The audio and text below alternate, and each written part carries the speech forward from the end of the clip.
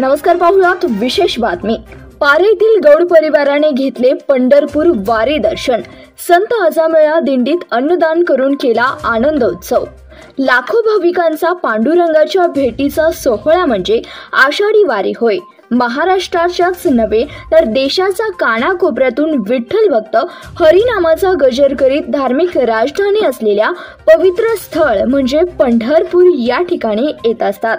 या वारीत सहभागी होणाऱ्या वारकऱ्यांच्या जीवनाची व आरोग्याची काळजी घेण्याकरिता अनेक विविध उपक्रम राबवले जातात।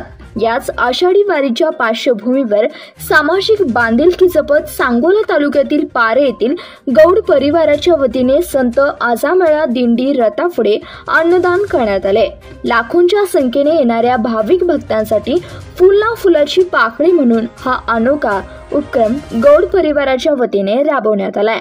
यावेळी परिवारातील सर्व सदस्यांच्या उपस्थितीमध्ये व दिंडी चालक हरिभक्त पारायण श्रीकृष्ण संभाजी महाराज नाईकवाडे उजळमकर यांच्या सहकार्याने दिंडीच्या सोहळ्याचे अन्नदान करून आरंभ करण्यात आला।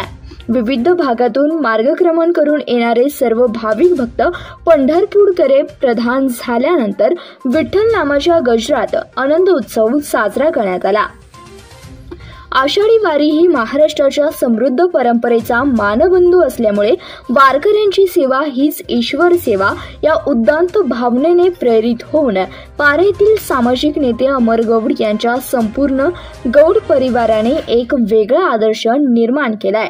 पारे येथील असणारे भव्य दिव्य विठ्ठल रुक्मिणीचे मंदिरात जाऊन गौड परिवाराने दर्शन घेतल्यानंतर पंढरपूरकडे रवाना झाले। या दिव्य सोहळ्यात सहभागी होऊन संपूर्ण कुटुंब विठ्ठल भक्तीमध्ये तल्लीन होऊन गेले। यावेळी गौड परिवारातील सर्व सदस्य तसेच पारेगावचे माशी तंटामुक्त अध्यक्ष सुरेश साळुंके व दिंडीतील सर्व भाविक भक्त मोठ्या संख्येने उपस्थित होते। धन्यवाद।